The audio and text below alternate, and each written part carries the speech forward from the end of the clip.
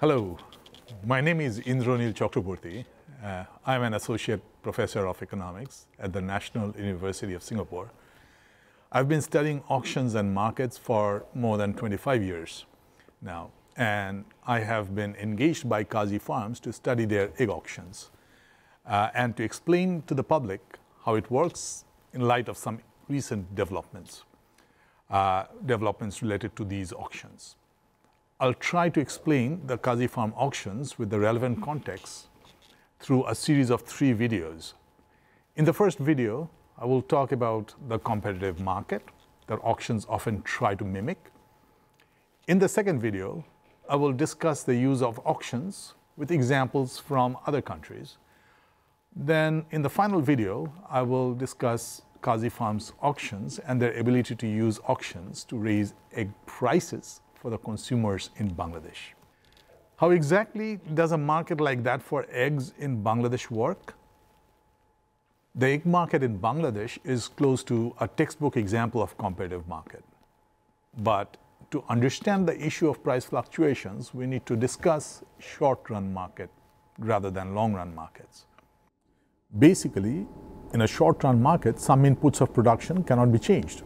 Over the course of a day, you cannot buy more trucks to transport eggs from your farms.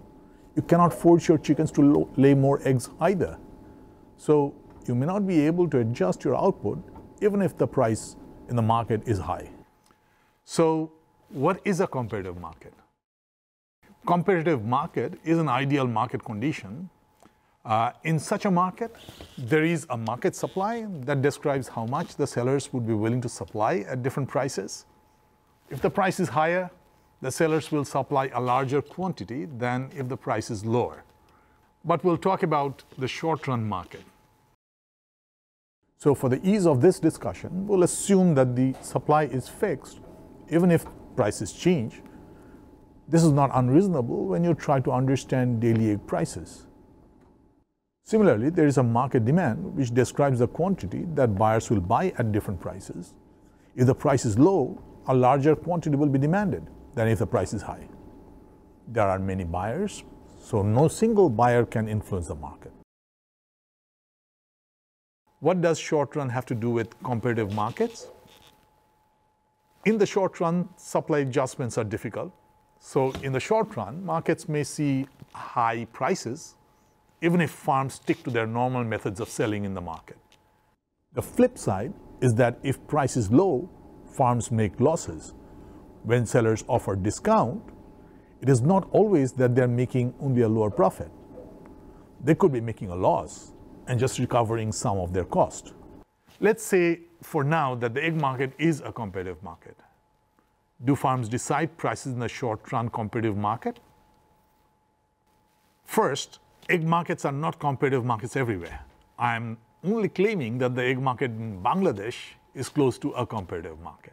Now, to see how price is set in such a market, suppose there are 100 farms, each with a daily output of 100 eggs. On a given day, 10,000 eggs are supplied. Then, at a price of 11 Dhaka, the quantity of eggs supplied is equal to the quantity of eggs demanded. This, in economics, is called the competitive price or the market clearing price. If suddenly one farm decides to charge 12 Dhaka in this market, the buyers will just go to the farms charging 11 Dhaka to buy eggs. There will still be some unfulfilled demand of 100 eggs at 11 Dhaka. So some buyers will then go to the farm charging 12 Dhaka, but because it's a higher price, they'll want to buy less than 100 eggs from this farm. Suppose they buy 50 eggs as a result. This means that the farm will earn a revenue of 50 times 12, which is 600 Dhaka, instead of 100 times 11, which is 1,100 Dhaka.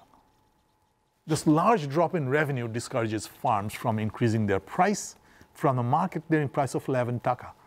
So farms in competitive markets do not have much power to influence price. In practice, a farm may be able to influence price a little bit.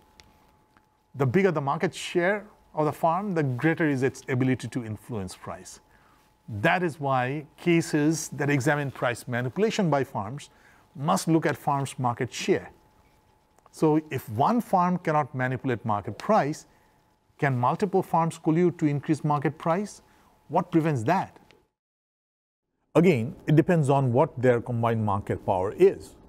And if they do not have enough market share together, then they will not find it profitable to increase price above the market clearing level. Are you saying that it's never profitable for farms to collude and charge a higher price? Not at all. If they have a larger combined market share, they may be able to charge a higher price. Still, it's not easy. Suppose in our example, farms A, B, and C collude and charge 12 taka in the market, each selling 50 eggs and destroying the remaining 50. Now, if a farm A breaks the agreement and sells at a price of 11 taka and 90 paisa per egg, buyers will buy all of farm A's 100 eggs first before buying at 12 taka from farms B and C. Farm A will make 1,190 taka, which is a lot more than the 600 taka that it would make under the price fixing agreement. What I'm saying is that it's very difficult for such farms to stick to such agreements unless there is a legal contract. Now, which court on earth will allow farms to make a legally binding contract for price fixing? Oil producers like Saudi Arabia and others have formed a cartel to decrease market supply and increase price. How are they able to do that if collusion is not sustainable? That's exactly where the issue of market power comes in. Out of a global oil reserve of 1.6 trillion barrels, the top three OPEC countries, Venezuela at 18.2%, Saudi Arabia at 16.2%, and Iran at 9.5%, have 43% of the world's crude oil reserve. Now that's market power.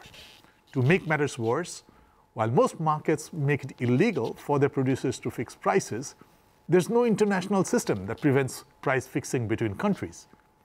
So they can openly enter into price fixing agreements.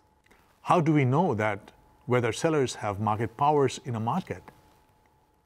The best way to understand market power is to first consider the situation where a farm has the maximum market power. Economics textbooks describe it as a monopoly market where there are many buyers so that they cannot influence the market price, but there's only one seller. So it has 100% control over the price and the maximum possible market power. Is the egg market competitive because there's more than one farm? With more than one farm, you need to examine the market shares of the farms. In the US, they use a very simple measure to determine if sellers have market power. It's called the Herfindahl-Hirschman Index, in short, HHI. They look at the market shares of different sellers as percentage numbers, then square these numbers and add them.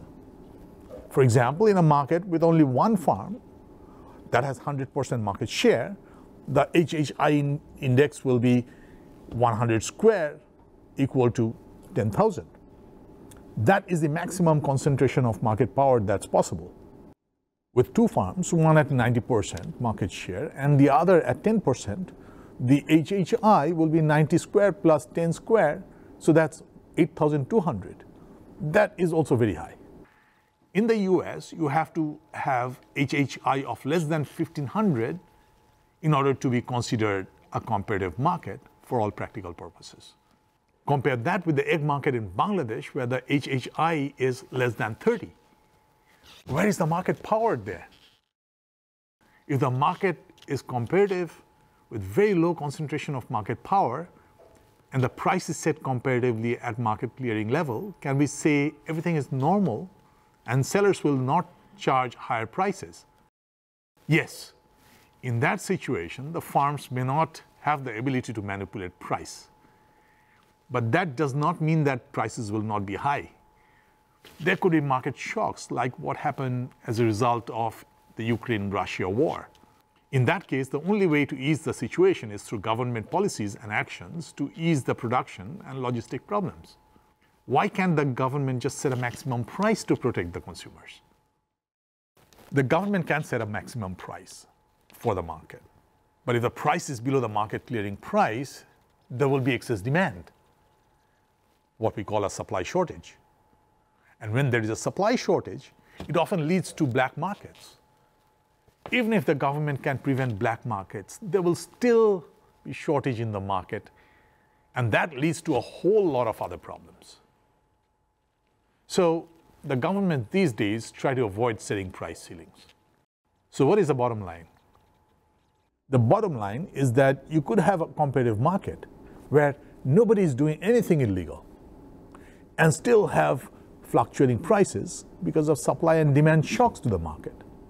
The only way to keep prices stable is to address the root problems.